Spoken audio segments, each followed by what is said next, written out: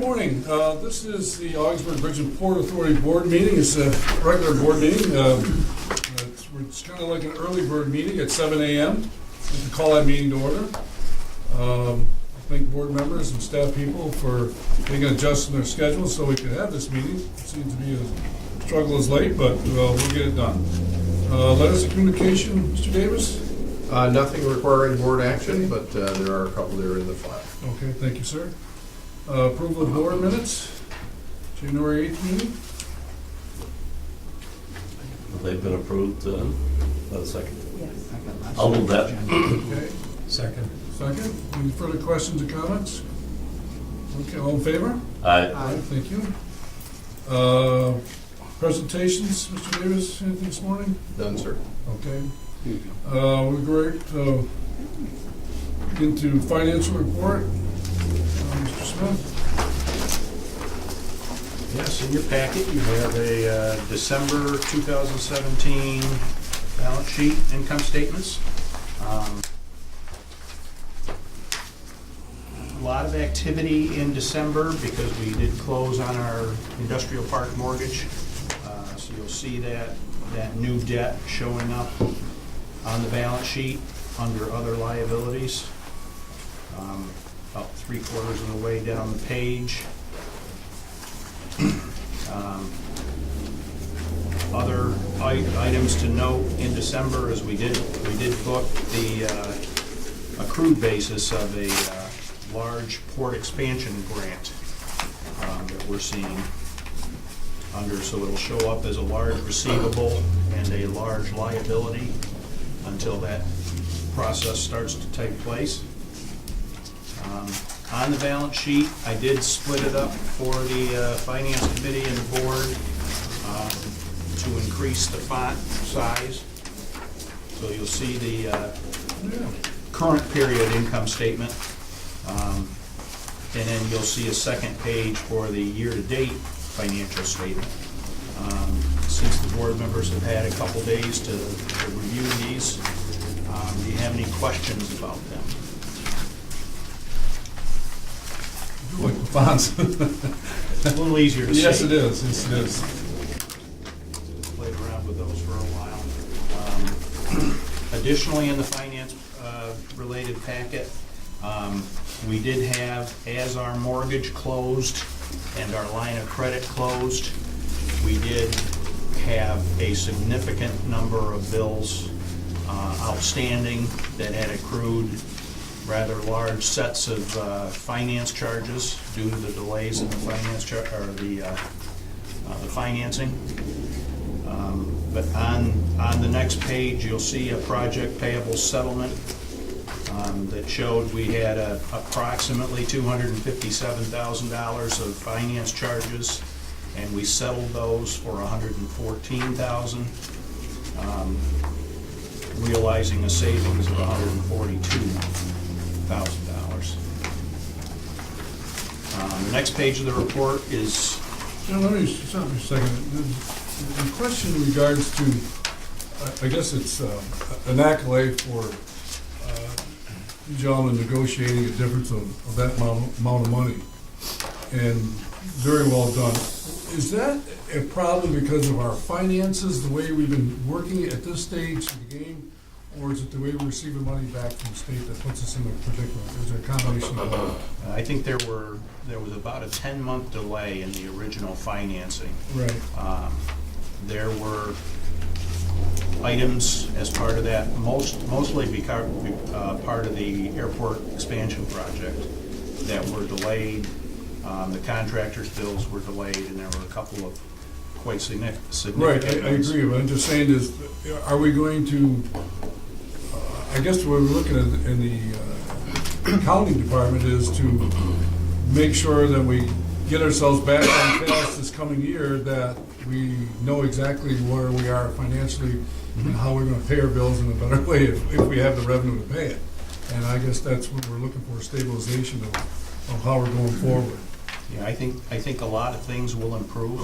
You won't see this letter of magnitude reoccur. Preferably, we have the funding in place before we start a large project.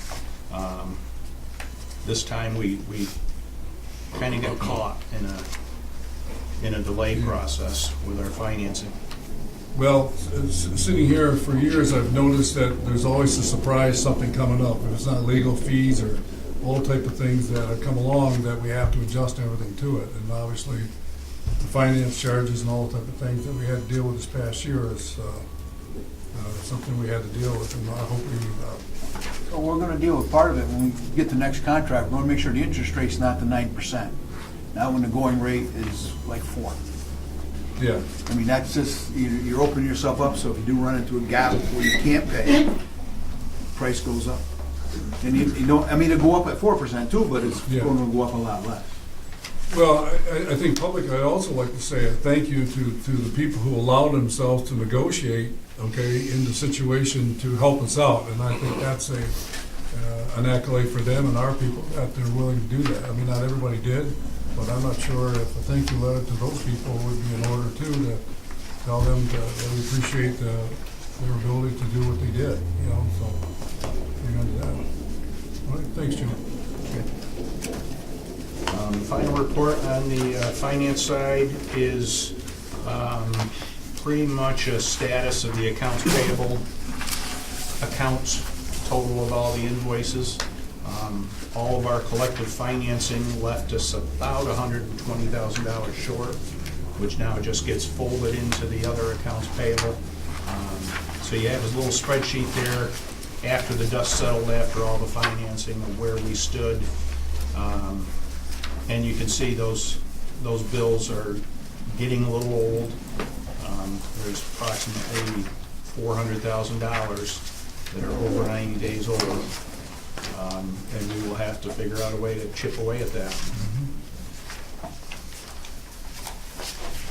So last report on the finance side is the income statement draft, which shows a significant number of extraordinary items that were processed in this fiscal year, some of which should have been posted in the last fiscal year. Others are just some of the finance charges we had. We've had additional de-icer purchases for the runways out at the airport. We've had interim staff in replacing the retired CFO in between the new CFO and the accounting manager. So we had interim staff here. And then we had a lot of recruiting costs for the airport manager positions. With both the interim director, Mr. McCowan, who was here for a couple of months, and then eventually Ron Bogus. So. And then you have the current bridge and traffic report through January. January activity was down quite a bit, and I'm going to stick my neck out and say that's probably pretty customary for the winter months. So still a 1% increase over the prior year overall, and just under 7.5% for the fiscal year increases. So any questions on any of those finance reports? Well, it's interesting that, and I'm not saying it's a true number, but a 35,000 increase has a lot to say. Where does the airport come in at that? And Well, it's definitely a factor. definitely a factor. Definitely a factor.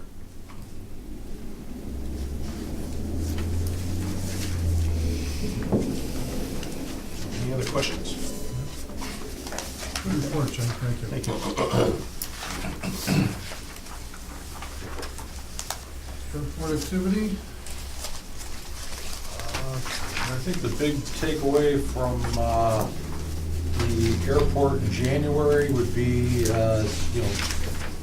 the increases. We continue to stay, numbers continue to look pretty strong, but from this time last year, comparing January 2017 to January 2018, the Orlando Sanford run is up probably about 11%. The Pi run is up almost 18% over Fort Lauderdale at this time last year. So I think it's a pretty significant statement to say that, the pie run is doing much better at this point in time early on than what Fort Lauderdale was at a comparable time frame. And actually, Pie's numbers are very comparable to where Sanford, Orlando was at this time last year. So I think that if you, continue to look, that you build upon your runs, and that you look at, by the time you get into your second year of operation and they become more established, hopefully we will continue to see all of these numbers continue to increase. But once again, I think they're pretty encouraging right now. Cape Air had a slower month, but they usually do historically in January. They did come off a record-setting year for 2017. So, I'm confident that those numbers too. They had a lot of weather delays or cancellations in the month of January. So I'd be confident that those numbers would, will continue to bounce back as we progress through 2018 as well. That's good. I think one of the testimonials of new building last year of taking Lauderdale from, which we didn't think we were going to have, and build it into the end of the year, it actually helped our customer base and people continue to look at Ogdensburge Airport. I think one of the fundamentals that we're looking at also is we go to our next scheduled meeting at Jumpstart, whatever, is to look at with Legionnaire and say, okay, how about the Lauderdale flight back? And so this is a key component of our year. What's happening right there is the growth. And if we didn't show growth, I don't think we could go try and open up another door. But that's very favorable report to say, okay, this is where we're going, and we're improving. And so that's a big plus. That's a big plus. So hands off to you and the Canadian team, and and the service people that are working at this airport to make it happen. So it's a great thing. I think one of the things that I've noticed, I follow flight work quite a bit, and I watch other airports, what they're doing, whatever. I think we've gone up and beyond a little bit more, and I'm not saying because we spent the money, is to make sure the flights go up. And so yesterday, Watertown was closed. I know they have a fundamental difference of weather pattern than we do, but they canceled yesterday. And I know the visibility and everything was, I would say, stressful if you were watching, the plane come in. But I watched the plane come in, and I said, okay, the skill of the pilot and talking to Mr. Bogus here, whatever, where it was snowed all day long. We were at a rating of 555, for a long time during the day, and I think that's a great thing to say, okay, we got out. Okay, we can't control the weather elsewhere, but we can't control the weather here, but we can fundamentally work with it, whatever. So to you and your team, whatever, did a great job yesterday, and so keep it going, because that's important, that the people realize that we are going to be open. I know the airline does what they do, but if we get the planes out and get the planes in, the airline has to do the rest. But we know that we're doing our part to do the type of thing. So. And we go back and we talk with Eric and all the people at Legion. One of the things that they said, the fundamentals of our business was, can we do the operation sides to get everybody in and out of this airport? And that's the thing. I know we've been under some pressure this year and some of the things that we talked about, but that's an important element of what we do. So thank you for yesterday, but you keep up the good work. Okay, thank you. Thank you for your report, John. Any other questions for John? Okay, we'll go into building marketing report. Yep. Occupancy is the same in the industrial park, 91%. We had one tenant's lease expire. They renewed for 2 months, and that's on the agenda, I believe. And we have good interest in building 11 in terms of a long-term tenant, and another tenant that's going to move out of building 4 that we have plenty of interest in, so hopefully there won't be any loss of revenue. Yep. Nice job building that, getting that. People don't realize here, new board members, but building 1, which is, we call it the Old My Town building, or Breckenridge building, whatever it was, we decided that, instead of waiting for a big box person to come in and take the whole thing, we mall approach of putting all different small little pieces of things together. So that was a great strategy that instead of waiting for somebody to come in, take pieces and pieces and pieces, whatever. So you built that very nicely, John, and the team here, whatever, doing that. So that's an accolade, whatever. I look at, you're down to 15,000 square feet of space, whatever, and you say, all right, well, how do I find the little pieces of the puzzle to fit that? And then I look over and I look at the port, and we got 148,000 square foot of space that, we're just not doing anything with it. I don't know the fundamentals of how the ILA and the port and the industrial park and how we, can work something out, and I'm not sure what's next at our port. That's a real problem. And I think, Sam, you'll address that during the coming year, where we're gonna go with for the port and the storage and type of things down there, so can't be that way. Any other questions for John? Okay, move along. Unfinished business, you all got a receipt of your appointments of committee members.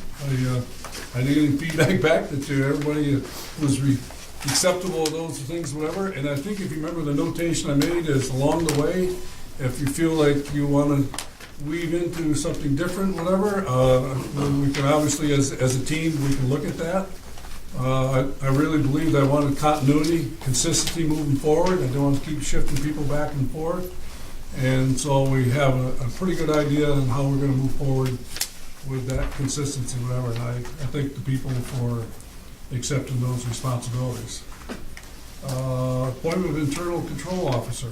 I've had one 30-second conversation with Mr. Hooper. I've not been able to connect. Okay, so we're still working on Yeah, that. that Okay. needs to stay on unfinished Okay. business. All right, thank you for that. Before we move on, Yes, sir. I don't know if I've seen it, maybe it's out there, the exact duties that position will have. I can get you the copy of the description we have from DANC of what one does. Okay, thank you. Would you want to do that through governance committee or like that? Or? Yeah. Governance. Did we talk about, I'm not sure, I know we've had a conversation regarding that position, any compensation, and we haven't even talked about that, have we? Not really. Only through the budget process, and that one avenue that we're exploring through the budget process didn't pan out, and that's the reason for the additional conversation that's needed. Okay, good, thank you.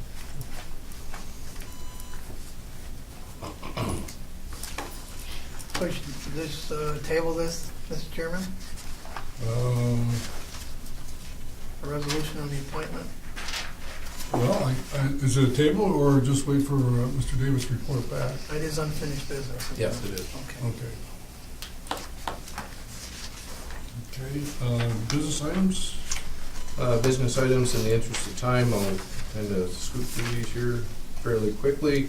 Agenda item A1 is approval of the independent auditor agreement with EFPR. There's 3 parts to our audit. One for $19,160, one for $4,640 for the border station, and one for $1,250 for the PFC passenger fare charge audit program. I'll move that. Second. Any other questions, comments? Yes, sir. Trying to remember, sometimes in meetings, one runs into the other. Did we have an issue or two regarding this particular firm and the way it developed? Yes.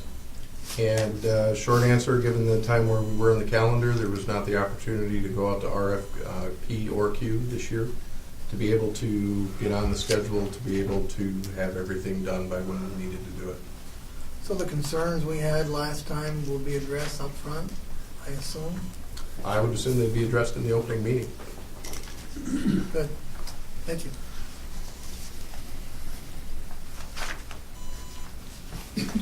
Clerk, call the roll. Mr. Lamacho? Yes. Mr. Loeffler? Yes. Mr. Coffin? Yes. Mr. Farrell? Yes. Mr. Burns? Yes, Passes. Thank you. Agenda item A2 is an update and approval of the 2018 billboard rates at the terms and conditions you see before you. so move, Mr. Chairman. Okay. I'll second it. Will this be, I know we send letters and stuff out to certain businesses that have rented these billboards in the past.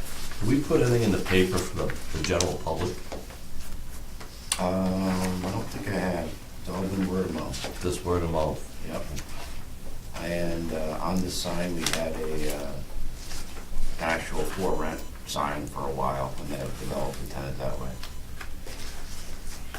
Have these rates changed?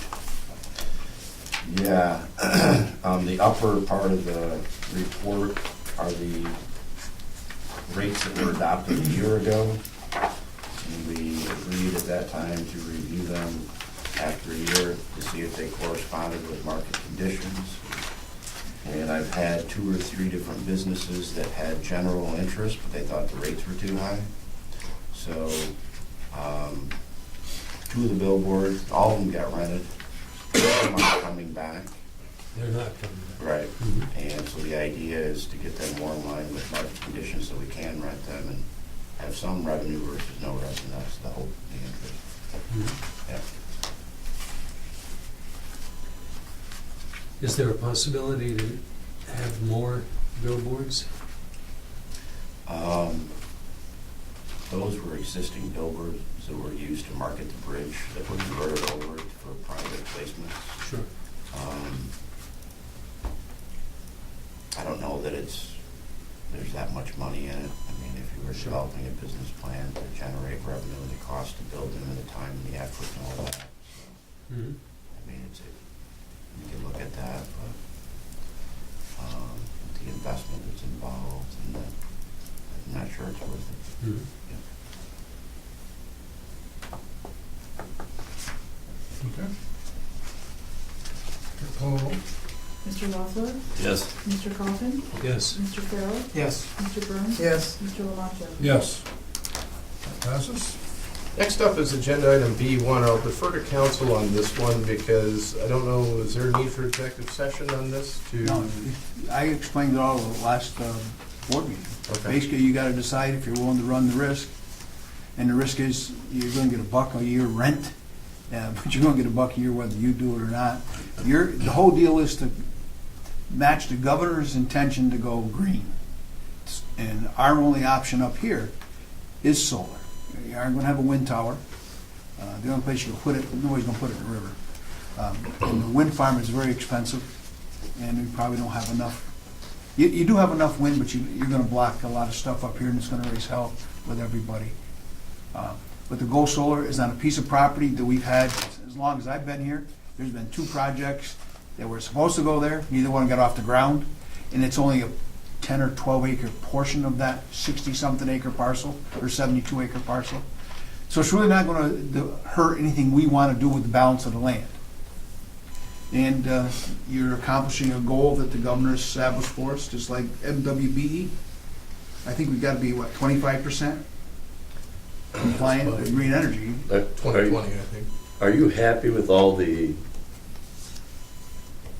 concerns and stuff that we had before with Grow Solar? With, I wasn't involved in a lot of it. I didn't have anything to do with the purchase power contract. That was done by the Willatus Law Firm. I read the portions they wanted to change.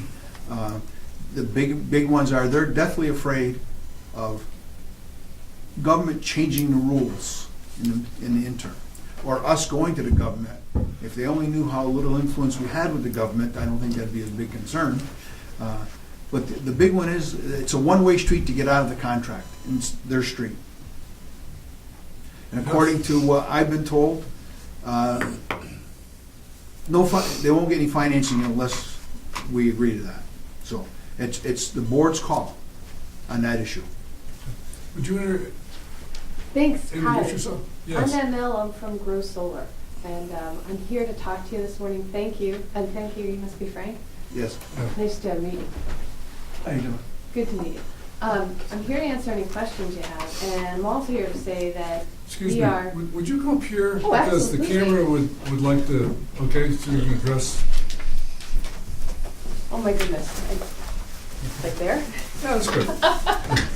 Just so, introduce yourself and kind of go from Well, there. gosh, I really appreciate the opportunity to come up here and talk to you. And I went to the wrong building this morning, otherwise I would have been here on time. Sorry about that.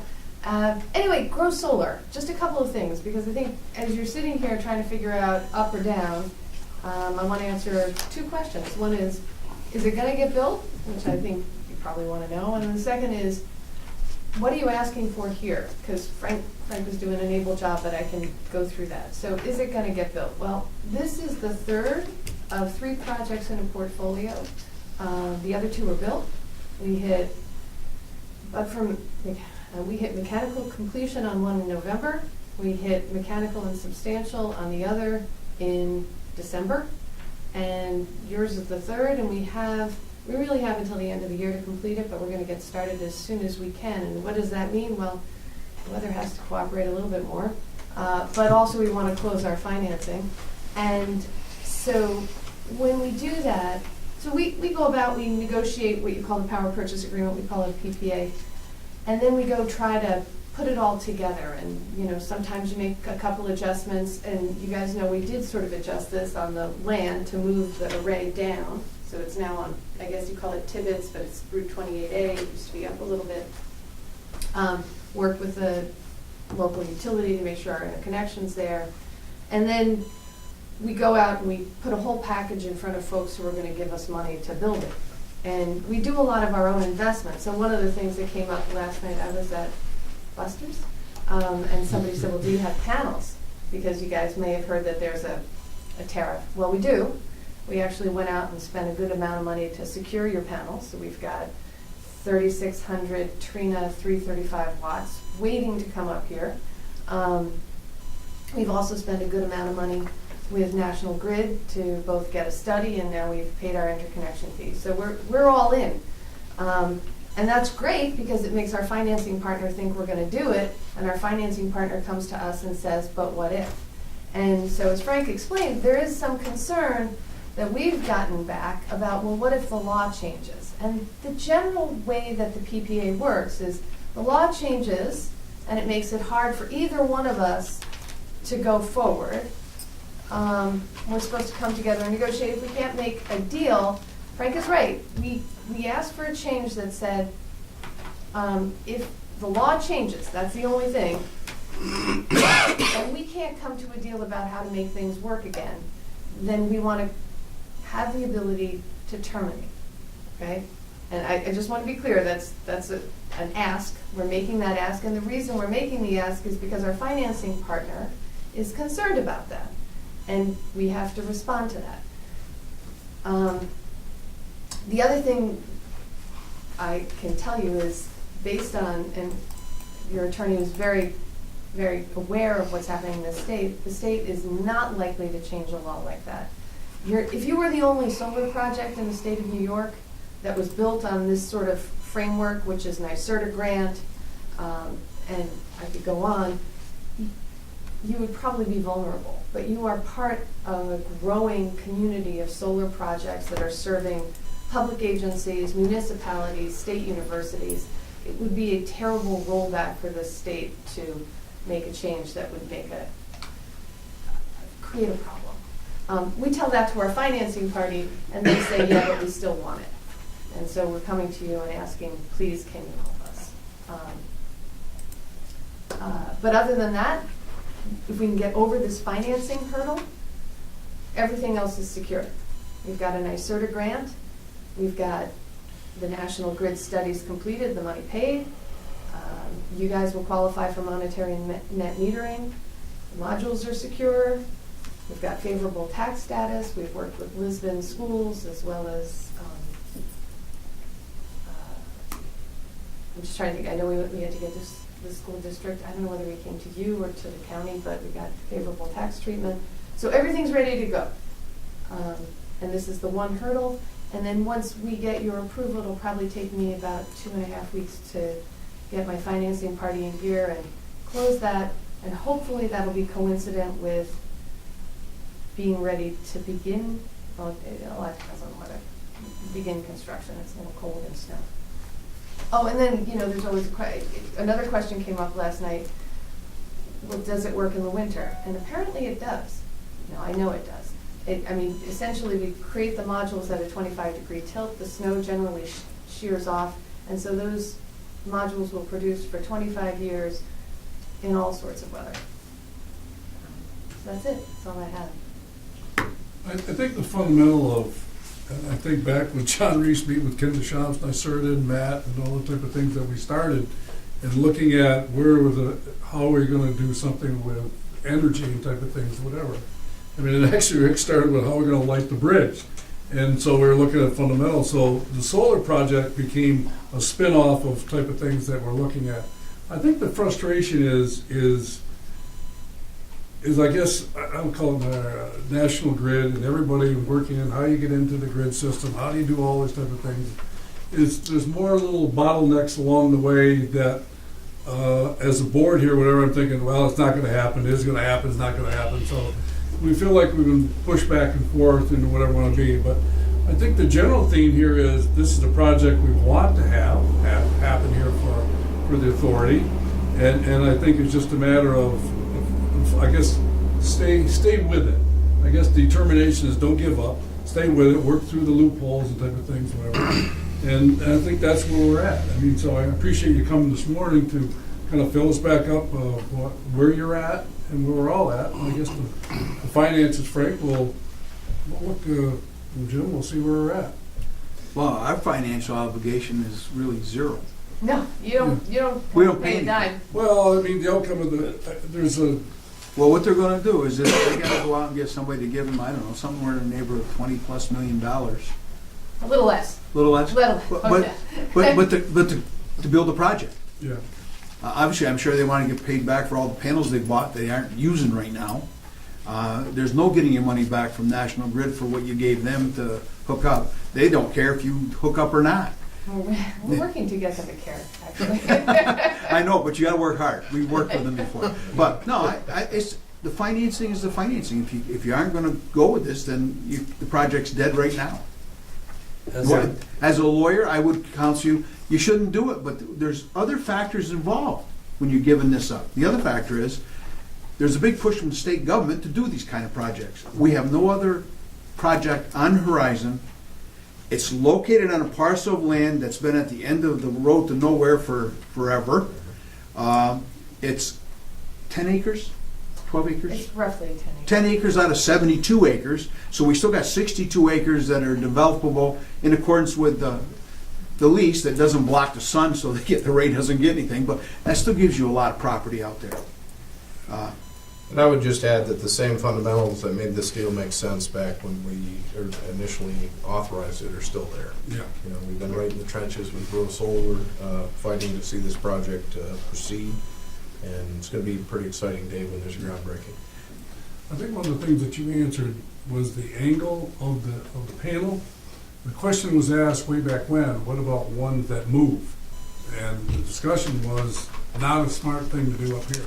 They freeze. That's exactly They it. freeze. It'll be mechanically, whatever, it becomes a real risk of damage your equipment and stuff like that. So I think that's the, Has the maintenance responsibility of this project changed from the original agreement that was sent to us? We maintain. Well, let me. Not that yeah, I'm so- aware of. I don't think No, that's not there's what been they're no asking in any of the There's been no amendments. change in No, that? they've been responsible for it Okay. from square one. So, the PPA's been negotiated, the interconnection with National Grid, they're all set there? We're all, well, as set as you can get with National Grid, but actually my colleague Jordana wishes she could be here, and I call her the grid whisperer. She talks to them every week and massages them a bit and gets them along, so we think we're in pretty good shape. But you can't move forward until that's been completed, right? It's been completed. So we've got an interconnection agreement. We completed the interconnection studies, which have verified that this site and our design work, and we've paid them $218,000 to initiate the project on their end, to get the interconnection facilities purchased, all their procurement done, all their design work done. So all of that is pretty well set. And if for some reason this project didn't happen, yeah, we kind of lose that. And maybe you can't answer this, maybe you can. As technology improves on these panels, is it anticipated that you would change them out?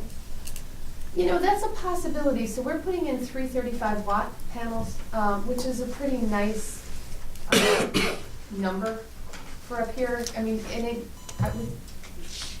2 years ago, we were at 300s. And you can right now get if you want to spend a lot of money, 340 to 360. So your panels are pretty good.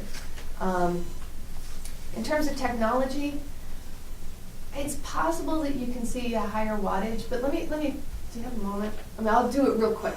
But okay, so when you have a solar panel, right? That 335 is its DC, it's direct current, right? It pulls that in and then it connects to an inverter. The inverter moves into the AC realm, okay?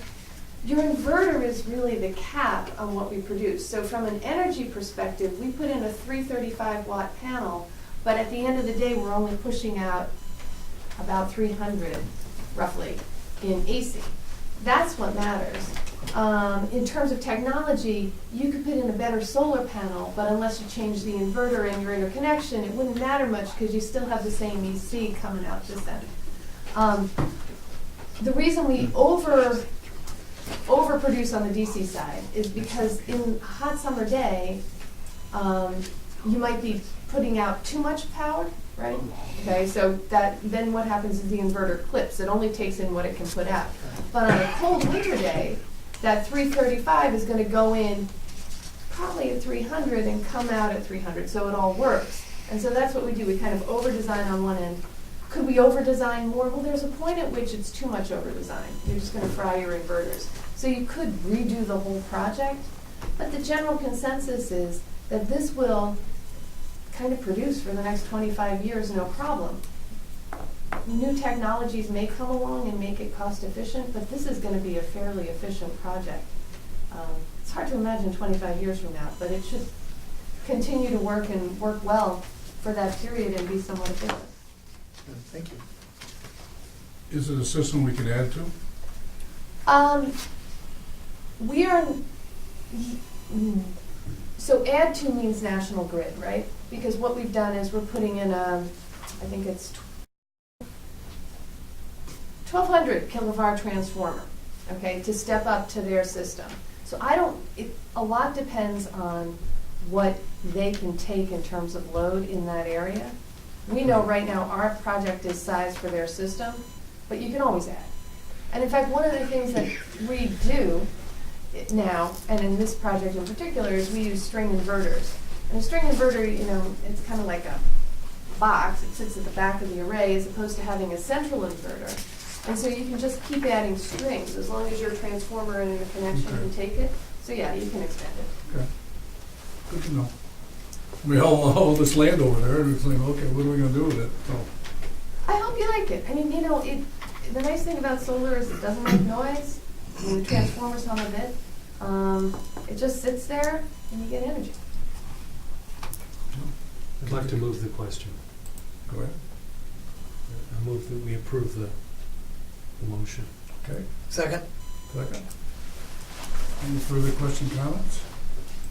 And before we vote, I'd like to thank you for coming again. Gosh, it's been great. Okay, Yes, thank whatever. You have a wonderful community. I have to say, I just had such a good time here. That's so weird that all 5 people I met is good. Thank you, everybody. Well, in 5 seconds, you'll hear the outcome. Clerk, call the roll, please. Mr. Kaufman? Yes. Mr. Farrell? Yes.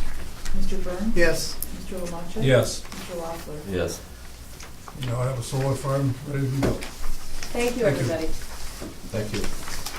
Next item up is agenda item B1. This is approval of supplement number 17 with Strader Ferris. This is a 2-month lease extension for building 11.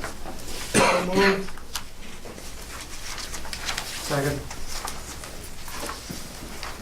Okay, excellent. Continue with that.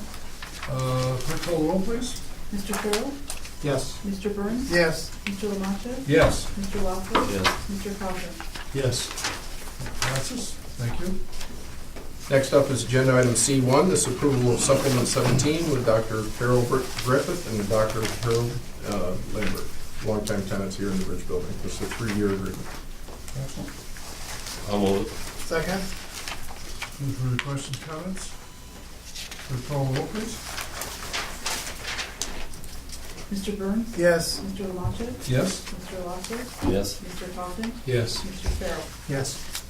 Passes, thank you. The airport, agenda item D1 is approval of agreement with J.E. Sullivan and Sons Incorporated. This is for the cockpit cafe space, same rates, terms, and conditions as previous. Has anything changed in this contract, if we wanted to get out of this agreement? Has anything changed from the previous? The only addition is we've tightened up the language a little bit from the security application and also directly included that in the lease, so we've built that hard link there. But Okay. beyond that, there's no other changes. And so that new language will address the issues that had become a problem? Well, the from time to issues time? were addressed on the security application themselves and overrode it, but you could theoretically have a space that you could rent that you couldn't get to. This Yes. links that, so that way, if there is another situation like that, that should occur again, both the security badge and the lease could be terminated without question. And we have It language, closes the loop. we have language in there that states that if the service is not provided on a regular basis or whatever, we could get out of this? I don't believe so. John? You have the ability to terminate contractors, really. I mean, once again, they're paying for the space. They have every incentive to show up. You know, I think part of the issue with the past vendor was that he didn't have enough people. I mean, he needs more staff. There's no doubt, relying on one person to be there Yeah. every flight is going to be problematic. So, I think that the plan going this time is that the new concessionaire does anticipate or wants to have more staff badge, and I think that it's going to provide better coverage. Okay. All right. I think what I've learned from the previous agreement is if an individual who works in, call it the sterile area, whatever you want to call it, that if they do not meet TSA expectations, are they blacklisted? And how does that work? In other words, a person who is working there, all of a sudden, they are, I'll call it a risk to the integrity of the security, is... TSA, TSI control that hold room. We may own it, they run it. There are a set of rules that everybody needs to abide by, and if you don't abide by them, then there are consequences. Okay, so if a previous individual who has released their badge, okay, are they able to reestablish a badge and go back there to work if they've compromised it? Short answer, no, because the airport controls the badge. The airport controls the badging Okay, project. so we have progress. control over certain individuals? who- TSA regulates us, so if TSA turns to us and says person X needs to go, Okay, then we say, yes, sir, yes, ma'am. okay. Because again, TSA controls that space. I'm just trying to learn the process, because if an individual works there and they're jeopardizing the airport type of things, where we have a say to say about that employee working, or whatever it may be, that you're no longer, No, we don't have say over whether or not they work for a company. We have say whether or not they have access to the space. okay, I got it. Okay. Any other questions in regards to that? Or do we have a motion there? Do we get a motion? I'll move it. Yeah. I'll second. Okay. Any further questions, comments? Clerk, call the roll, please. Mr. Lamonte? Yes? Mr. Rosser? Yes. Mr. Coffin? Yes. Mr. Farrell? Yes. Mr. Burns? Yes. I thank you, John, and actually Mr. Sullivan come forward to maintain the consistency of what we're providing there at the airport. I think that was a space of time. If we didn't have somebody come in right away to pick up that service, I think been detrimental to us at the airport. So thank you for getting that done. Okay, we have the next one. Wait. Mr. Chairman, the next one is yours. That's Board Chairman's overnight travel approval. Okay. Did you read that?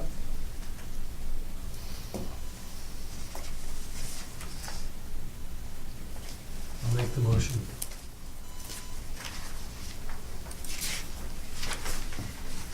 second it. For the public here, I'll read the motion, okay, pursuant to the board's travel policy adopted by the board on June 14th, 2017, any overnight travel by an officer or member of the board will require approval of the majority of the board approved at a regular board meeting. And as it states here, Chairman Lamasha desires to attend the NEC-/AAE Airports Conference in Hershey, Pennsylvania from March 11th to the 14th. The cost of the conference is $495 and the hotel cost is $209. I will, that doesn't include any meal money, does it, Wayne, at all? It's on our own That's cost. correct. Okay, so I pay for my own food, whatever it wants to be. This doesn't cover any travel, transit cost. No. Be the authority van, Yeah. so there would be no corresponding cost.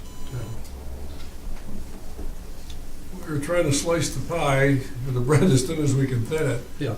Representation as we build this, I mean, Wade and I, I'll put it really bluntly, whatever it is, if you're gonna stay at the conference hotel itself, all right, that's over $500, okay, for the 3 nights where we're gonna be. So he said, okay, and he said, let's find the cheapest outcome was, I mean, I'm not staying, at well, it's kind of like it's kind of lodge is what it is, but we're doing what's reasonable, the cheapest possible to, make our costs and what they are. I mean, so, if you've ever been to these conferences ever, you don't spend much time in your hotel room.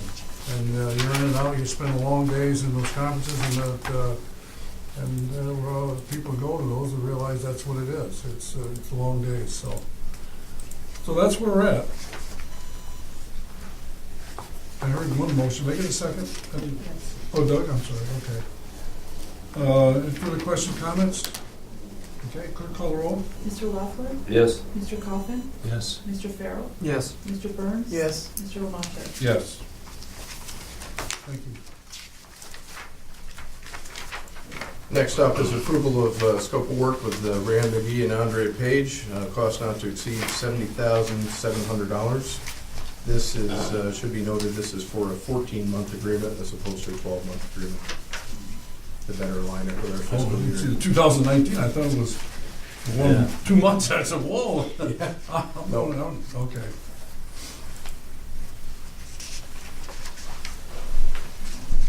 Well, I think we, discuss this a little bit, whatever want to be, and where we're at and what this means. Maybe you can explain it to us. I mean, I understand it, that the momentum that we have, to continue that momentum. I think they've provided us the opportunity to do all the type of things on the Canadian side, to do what we need to do. I know they've centered on the one area. Have they or do they plan on expanding a little bit towards the Toronto area or up in the Quebec more? Or? They'd love to expand, but our budget is the limitation. That's the overriding factor. So we're still just hitting the We're same still group. hitting the Ottawa market, social media, things that we know work and that have worked for us in the past. I think, Doug, to answer your question in another way, you can ask them to just refocus on, let's say you want to refocus on Kingston area. There's a population focus over there of 250,000 people in that area over there, whatever, and you got the Ottawa-Gatineau Hall area, and that's another consortium of energy, and also the fringe of Montreal area, on the eastern or the western side of Montreal, people are coming here, whatever. So, I guess you have to ask, what do you where you want to focus at certain times. I think, and I said earlier, I think one of the main things that we did last year was, once we found out we didn't have Lauderdale, we didn't surrender. We showed them we just stayed with it, and built that route, whatever. So, I mean, those are the type of things that you have that keep us going. And I think one of the other elements as you build this marketing approach here is the essential air service side. If you look for a bigger ATR to come in, whatever, that provides another type of service, okay, that will be something different for them to do. Because that'll be a regular air service on a daily basis, whatever. I don't say Cape Air is, does this thing, whatever, but when you look at an aircraft, there's 35, 40 people on the plane. It's a different type of service, a different type of client that you're gonna reach out to, so. Well, John's number regarding traffic at the airport showed an increase.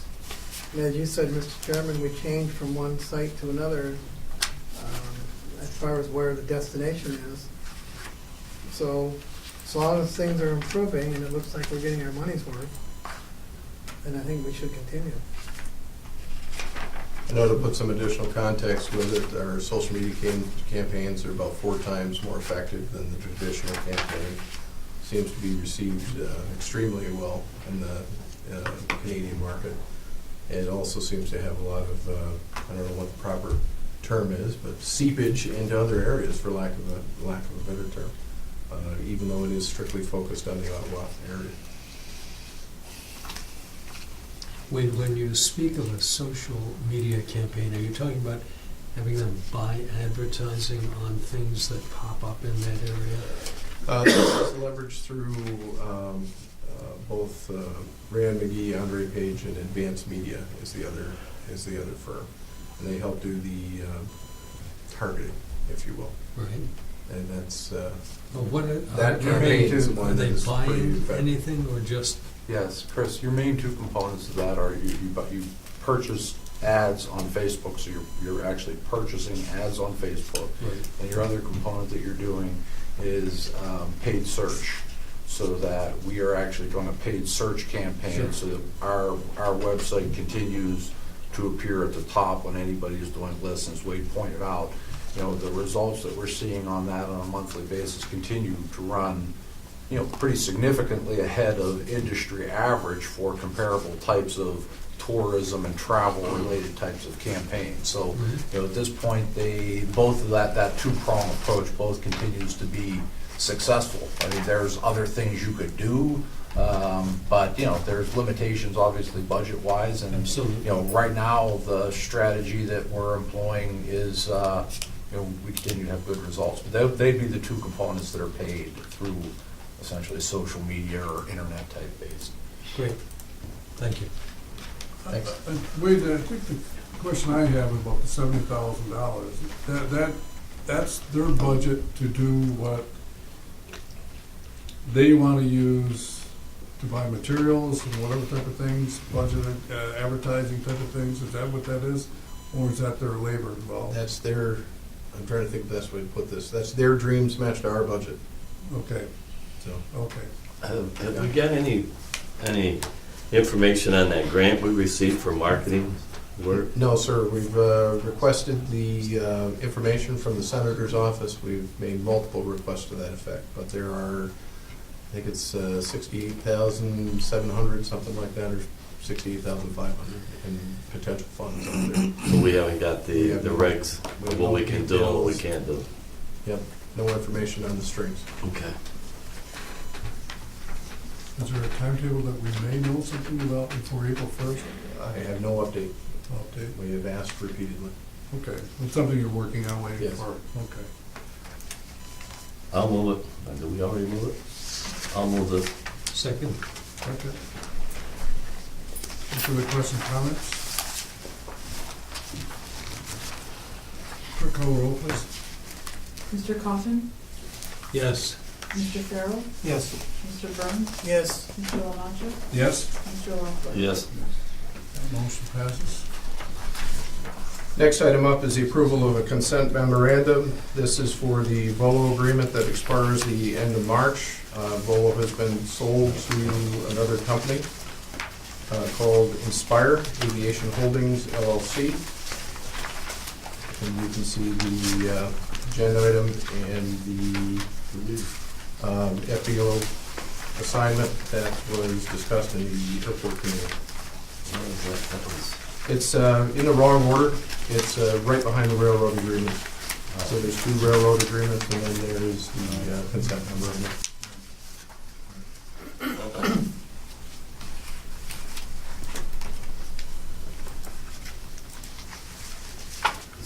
has been sold, you said? Yes. And they're requesting under their existing agreement a consent memorandum from the authority. Other than the name of the owners that changed, is there anything else that changes in this? The agreement is the agreement. So the agreement with, today is with Volo, tomorrow would be with Inspire Aviation's holding. Nothing else Same really thing. changes? Yep. The term of the agreement expires the end of March. We currently have an RFQ on the street, and we should have qualifications to review at the end of this month. This doesn't seem at all controversial and very straightforward. Well, without it, we technically don't have the ability to fuel planes if the authority doesn't consent. So it's one of those things, consent or else. I'm not really comfortable with that, but it is what it is. That's the term of the agreement. I move the resolution. Second. On the truck, it says Volo. Will that stay on there? Is that, okay, so it's just the, Yes, it's the holding part of the company. The representation is still Volo, but who runs Volo? We've done a management buyout of our original principal. Okay. I have a second from Jay. Okay. Any further questions, comments? Clerk, call the roll, please. Mr. Farrell? Yes. Mr. Burns? Yes. Mr. Lamonte? Yes? Mr. Lockwood? Yes. Mr. Coffin? Yes. Passes. Thank you. Agenda item E1 is approval of a scope of work and budget proposal from VHB Engineering for the Grass River Rail Bridge. Both of these, both D1 and D2, are both for work on the bridge. There's two separate funding sources, so therefore there are two separate resolutions. Under the first one, for the engineering for the Grass River Rail Bridge, the cost for design services is $44,164.91. And you can see the breakdown of the total cost of the project, the state share, and the OBPA share. So moved. Second.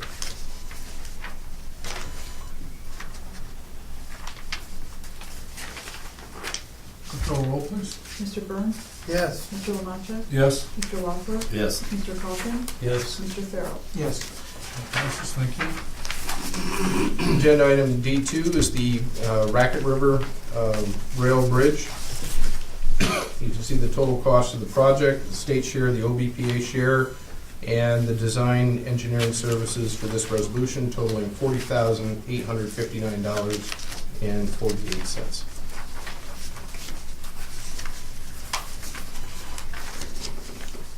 Move.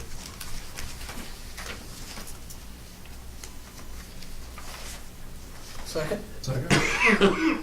They're going, I'm sorry. Yeah, you're second. They're gonna move forward on this right away? Well, we will notify the engineer that the agreement has been approved, and then we'll proceed from there. Wade, just one thing, just as you and I talked, just to mention Construction to the, inspection. yeah, there's gonna be other things that I'll be coming to you, but these will be funded through the project. But I just want to give you a heads up that we'll be coming back to you for construction inspection by this firm. I've got order of magnitude, but all in for 3 items like concrete, steel, and bolting will be about $50,000. A resident representative for both bridges during construction will run, these are conservative numbers, so they're the high end. We figure somewhere around $65,000. And then for construction engineering services, that's to take us through bidding and handle any questions a contractor may have. That would be about $65,000. All in, that's a total of about $150,000. Majority of that will all be taken care of by the grant, but I just wanted to make you aware that we'll be coming back to you on that.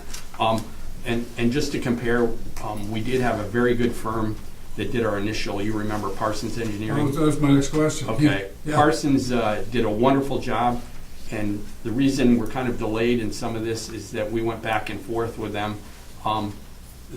Roughly, just what you see there is roughly about $84,000. We had a price from them somewhere in the $600,000 range for both bridges. And I'm sure we might have gone back a little bit, but that was just, Wade and I felt that was taking way too much of the project into engineering. And part of the reason VHB, they've been the engineer of record for the railroad on these bridges. So there's a lot of information they already have. And to be fair to Parsons, this is stuff that VHB already has. So it was a good fit for us. So I'm really pleased with those numbers, but I just want to make you aware that we'll be coming back on those things just so that you have a feel for, this isn't an all-in price on all of that, but we just to get started, get the engineering going. Okay. Well, the question I was gonna have is where did Parsons go in this whole project? And obviously you answered that part. The question that I would have is the report that Parsons gave about the bearings and all the weight things that they approved, whatever. Does this engineering firm follow through with? That's our information. We paid for that. Right. So, yes, we can share Yeah, that that's what with I'm them. saying. Yes, Okay. yeah. All right. And there's, I don't know about the real detailed things, but basically the results of both of those reports we can share with VHB, and Okay. we've given them an idea. That's where the savings came Yeah, from. yeah.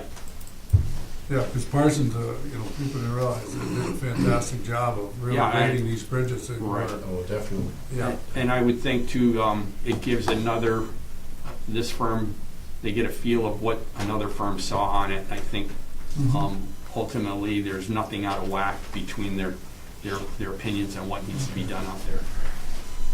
Well, that's a huge savings, Steve, in the way whoever, Yeah.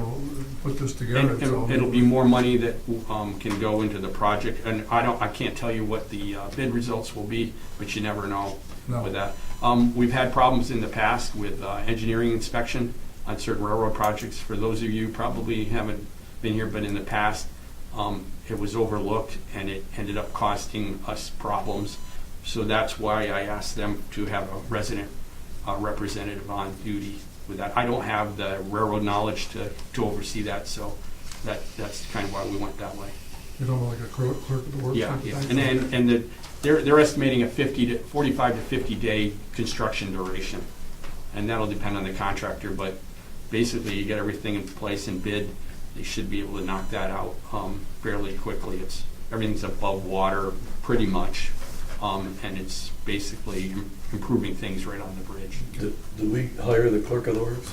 No, that'll be hired. They've got people in this area. No. No. We've tried that. Next. We've tried that. We can have a No, thank you. I owe you for that one. Well, everybody's laughing, but I mean, one of the things, you can save money, but you could jeopardize Right. yourself in a situation that they're out of category for what they're doing. I mean, now we've lost in that a little bit. I think the question I have is budget here, whatever. I mean, I know in the long term, we were planning on these bridges and the costs, and obviously you just said it's gonna be cheaper on one phase of it, the engineering part of it. But, well, how's this budget for this particular year? Is this budget out of this year's budget, or are we looking into next year's to do this? How's this We've got both of these projects included in this year. this year? Okay. These are all grant funded, right? Pretty much, and there is a share of Wade. Well, we Well, got, that's a very important question, and it depends on which one you look at, because there are two different funding sources. On the one we're talking about right now for the Racket River Bridge, we'll have a $135,000 match portion into this before we're done. And the state is contributing $1,073,680. that's awesome. That's if we spend all of that money. Yes. That's so if things come in under budget, that lowers our share. And on the previous one, because it was a different funding source, there's different percentages in there, and it wasn't significant dollars. Well, this is where Senator Ritchie's money, one is, isn't it? Yes, one of these is the pit bond, and the source is the pit bond, and the other one is the ultimately DOT. Okay. That was a good job.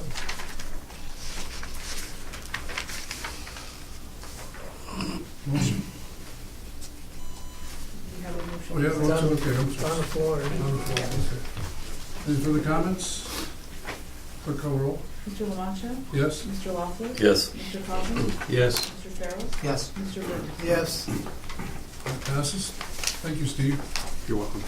Next up, we had late arrival. This is other such matters. Approval of supplemental lease agreement with the Supreme Court Appellate Division, 3rd Judicial Department. It's in Building 12 at the rates, terms, and conditions you see before you. This is a full-year agreement. So moved. Second. Any further questions or comments? Okay, clerk call the roll. Mr. Lockwood? Yes. Mr. Coffin? Yes. Mr. Farrell? Yes. Mr. Burns? Yes. Mr. Lamacha? Yes, passes. Anything else, Wade, there? Not on that one, Mr. Chairman. There is a brief need. Jim, do you want to update him on where we are on the Bidco situation? On the claim. Sure, we do have an insurance claim outstanding. We are in the receipt of a demand payment letter for February 8th. We all got one, I think. We all get one? The insurance claim is approaching 90 days old. Our most recent communication with the insurance companies is that it is being processed for payment, but the timing there is a little iffy, because that was 2 weeks ago. That was January 25th, and we have not yet seen that payment, so we cannot, unfortunately, we're caught a little bit. We don't have the funds to make the payment for the engineer and the contractor that did the work. Work was completed, I believe, early November. Correct. Is that the right time frame, Steve? Yep. So we're kind of on hold and in a little bit of a pickle with the company that did most of the work. Did they approach the insurance company at all, or they just thought they just go to us and that's it? I mean, it seemed, the way I read the letter Their was- deal is with us. Yeah, and so they... What we have is a timely insurance claim payment not being made. Okay. Big picture.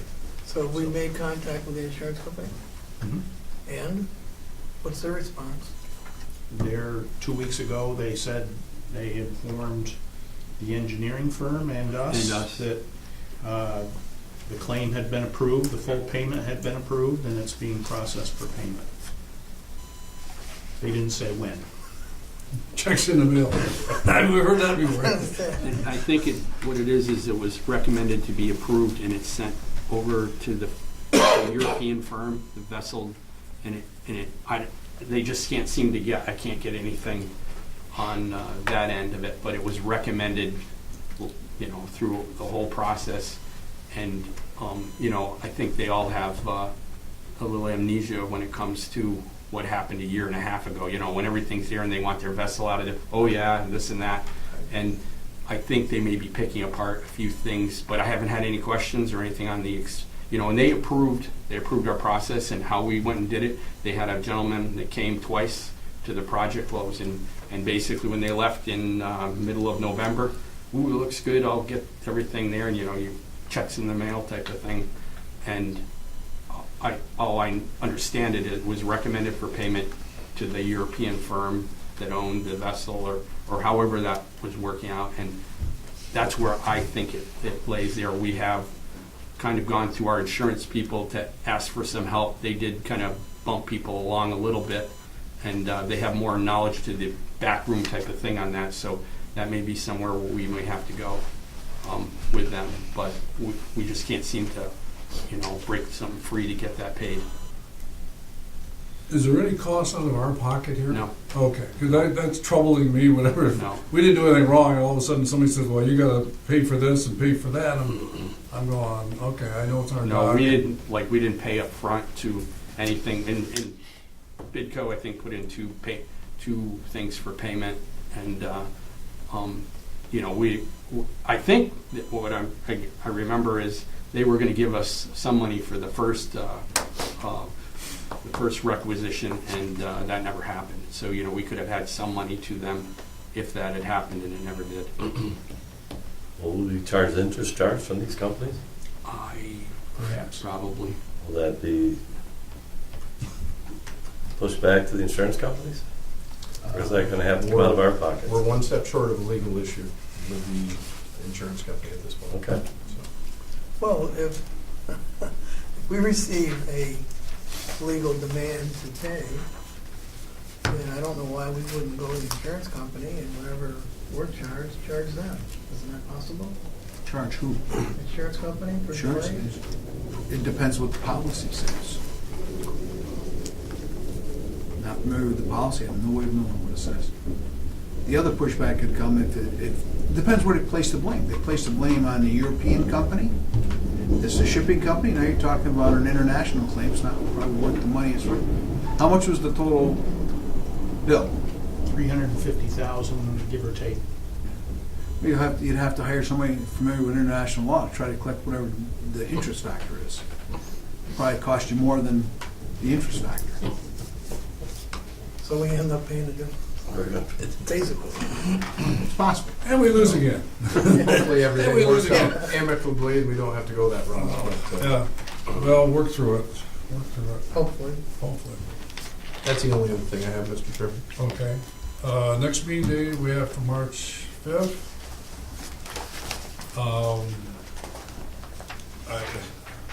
7 a.m. meetings are extremely difficult on staff to do all type of things we have to do. But I know we have things to do, but we gotta have something a little bit more consistent in the afternoon, whatever.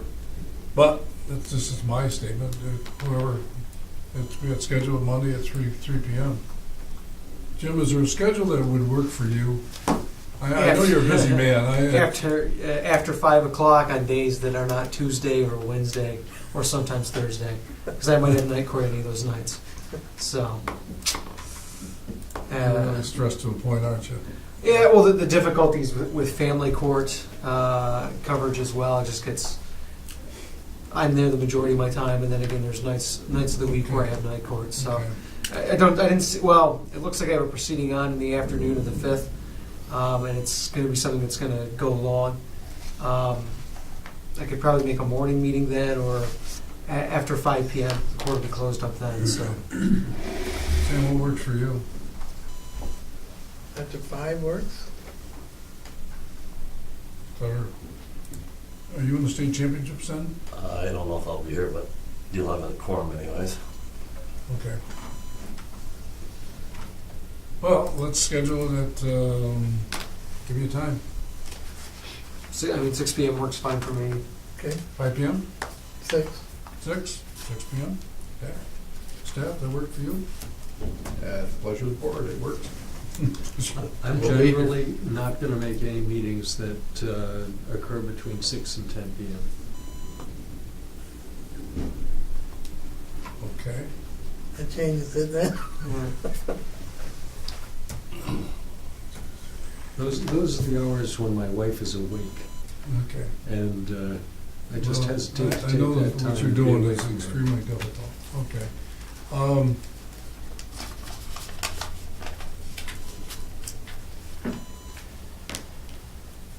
I'm just thinking what Megan was telling me the other day with, at 5 p.m. is, let's go for 5 p.m. A different day, she said, if I remember correctly. You're right, but It I'm just wasn't saying. the time, it was a different day. Right, but even then, she said 5 p.m. or something a little better. How's that? Want to try for 5 p.m.? If I can Whatever. record early enough, I can probably get here by then. I'm just guessing, guys. Help me. I can try for that. Okay. It might be a little bit late, depending on when I get out of court. But So, Chris, if you got here at 5 for action items, would that help? I generally would want to take off about 5:45 so that I can get home. Okay, so if we have, if we get a quorum, so we do the action, what's that? We can front load action items on the. Right, and that's what we can do. I mean, do the action items and Mhm. then we can, go from there. So let's go for 5 p.m. We'll go from there. And who knows, change too, I don't know, it's a struggle. Any other questions? Need for executive session? No, sir. Okay. Yep. I would like to request the executive session to discuss a corporation we do business with. So it'd be matters leading to the appointment of a corporation? Yes. Would be the reason? I apologize, but I gotta run. You got it. Appreciate, yeah. Thanks. Have a nine- You Thank stayed a little 15 longer than we try. thought. Thanks, Tim. Yeah, thanks for your time. Okay, so motion to go. I'll make a motion to go into executive session. Second? All in favor? Aye. Aye.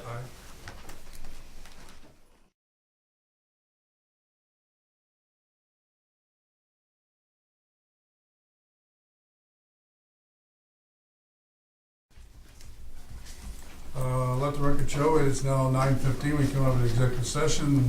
Any action from that meeting, Mr. Davis? No, sir. Okay. I thank the board and everybody for this early morning to get through some of the issues on our agenda that need to be done, and I think Mr. Smith putting a good report together. Boys, keep working hard at that airport. Mr. Davis, you got more titles than anybody ever heard of. It's amazing what you do out there at that airport. Thank you for your hard work. We've got a good team. Okay. I move for adjournment, Mr. Okay, Chairman. thank you. Aye. A second, you know, a second. Okay, you're ready for your eye? Second, did it with four Robert's eyes. rules says you don't need a second on a motion for adjournment. I don't know whether you follow Robert's rules. It doesn't matter, does it? Okay, Too much. okay, all in favor, aye. Aye. Thanks for your time, folks. Thanks, everybody.